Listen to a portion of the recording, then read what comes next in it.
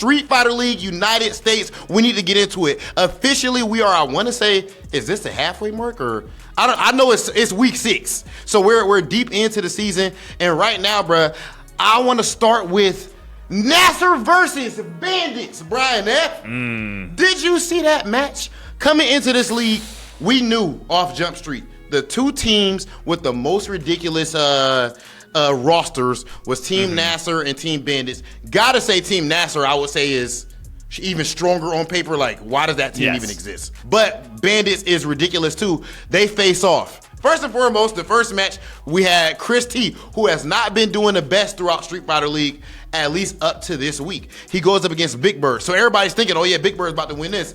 Everybody except Team Bandits, everybody except my man's Kaba, who was over there on the sideline turning it up for his boy. Chris T goes and beats Big Bird, and he's wilding out the whole time. I think that already had Punk like already a little, you know? Right. But then what happened after that with Shaha? Shaha said something to Punk, didn't he? A little surprising.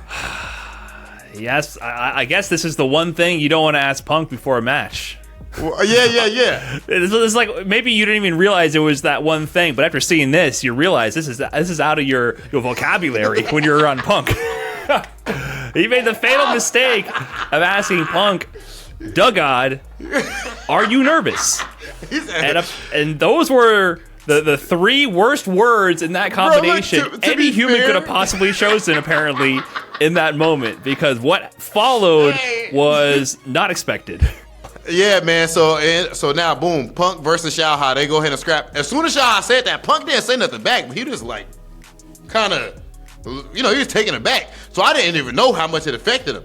But then he goes and he wins the first game. He pops off crazy instantaneously, Brian. Have you seen it? It was ridiculous. He go, what'd he say? He said, oh my God, you playing against America's best. F out of here. I loved it. It was phenomenal. Goes ahead up 1-0, and then at the end, he beats him. He gets up, goes crazy. This is the thing, bro. Then, of course, the post-game interview. We got to talk about that, too. But one thing I really like, when Big Hollywood was popping off on people back in my competitive days, bro, I, generally speaking, would not pop off on any of the Asian players.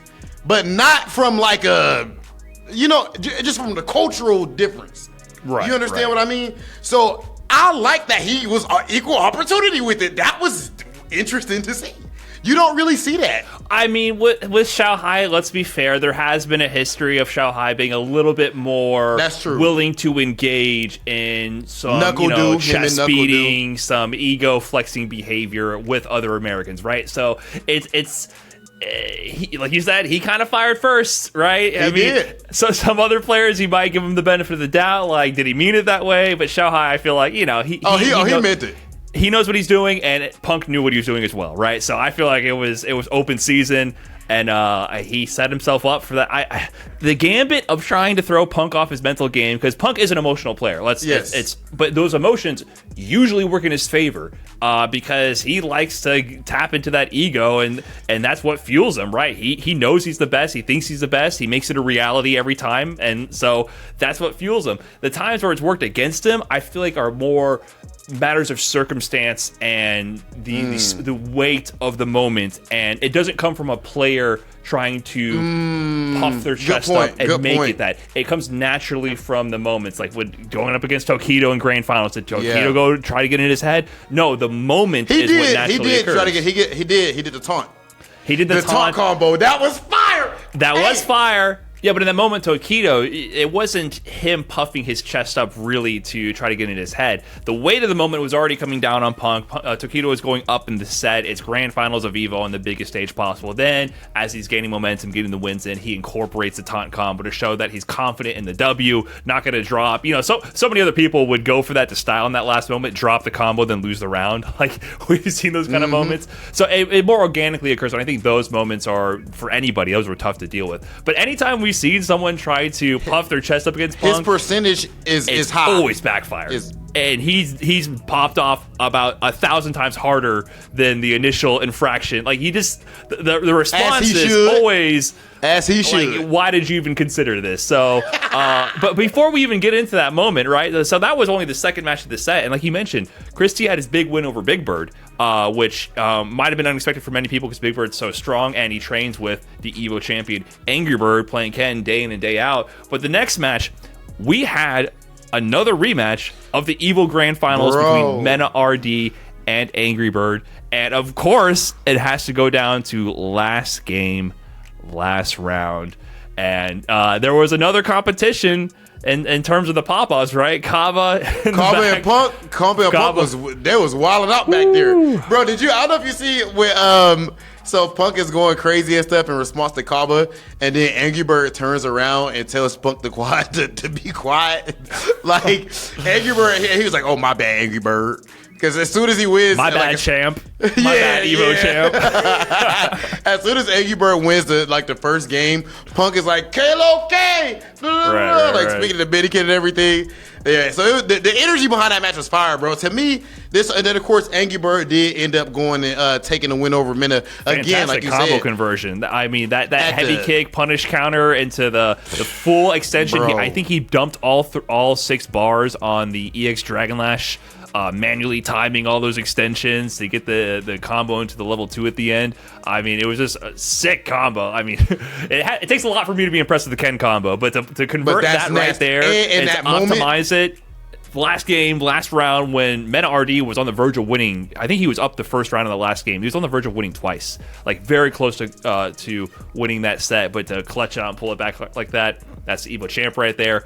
Amazing Street Fighter. But then that's not even like the opening thing that we're talking about with this match, overshadowed by what comes next. Oh yeah, and then after that, of course, Big Hollywood goes out there in a pristine green jacket, and I go talk to Punk the God, and my man's immediately lays into. Now listen, some people in chat say Big Hollywood trying to stir the pot. That's cap. I would never do anything like that. I want straight peace, no drama.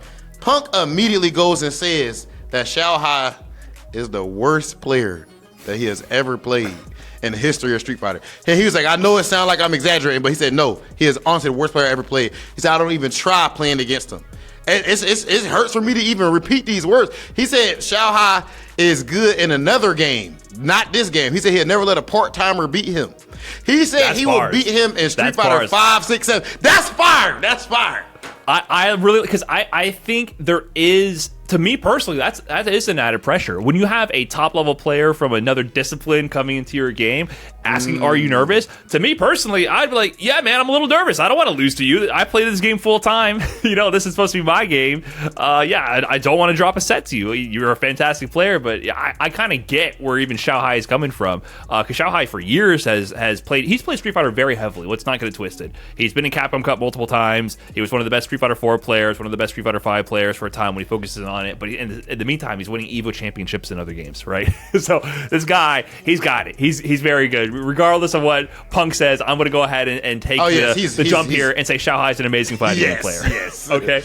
But yes, I agree with that discipline. And to have the confidence to say that a part-timer can never beat me in my game, that takes a lot of confidence. And of course, Punk's got it, and he's got the skills and the results to always back that up. So that's bars from him. Yeah, so I just want to, overall on that, we don't have a horse in the race. We just like seeing great Street Fighter. So props to Shaha and Punk. Props to Team Bandits and Nasser, because the most important thing there to me is that that's what the FGC is about. That's one of the things. I'm not saying it's the only thing, but it is very important. I don't care. We need the chaos. We need the storylines, the hype, the drama. That's what we do, bro, before all of this big flashing lights and all that. So that was fire. And the numbers and the chat moving fast and the tweets going viral is proof of concept. That's what we need, bro. So that was hype. I love seeing it.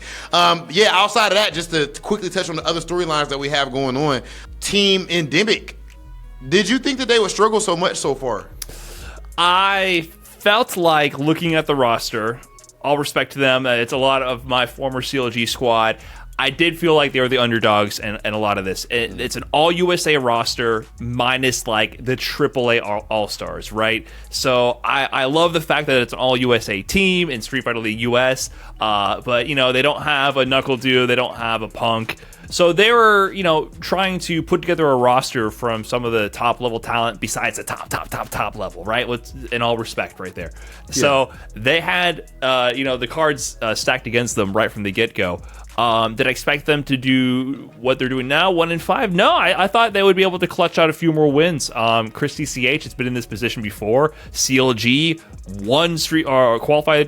nearly qualified, through Street Fighter League US last year against all odds in a similar situation. Yeah. All USA team when no one believed that they were going to get that far. They made it to the finals before dropping barely to UIU at the very end, taking out Team Bandits in the process, right? So I thought maybe they'd be able to pull it off again this year, but so far it hasn't happened. I mean, I don't even know if it's mathematically possible for them to make the playoffs at this point. I think it is, but it's not looking good. It's looking long for man. But I would love to see the USA team make a miracle comeback against all odds at this point. Yo, and I just want to make sure we do before we close this out. Give a special shout out to Banana Can for real on Red Rooster, because my man's is on like a. He's in the MVP contention with how nice his JP has been, even in the mirror matches with VX Bao, these guys. He's looking absolutely insane. Oh, and just the last thing, just so that people are all caught up as far as the storyline, how deep Nasser versus Bandits is, because that's the most hyped storyline right now after what just happened. Bro, please remember, last season on Street Fighter League, they also were one team. Mm-hmm. It was Nasser Bandits together. It was Kaba, Mena, and then Angry Bird and Big Bird. So they split up now. They respectively have the best teams. They're yelling at each other and having the most hype matches. Angry Bird and Mena are playing in the anchor spot and going down the last game, last round. You only get stuff like this at Street Fighter League, so make sure y'all are tuning in every single Wednesday at 4 p.m. Pacific time.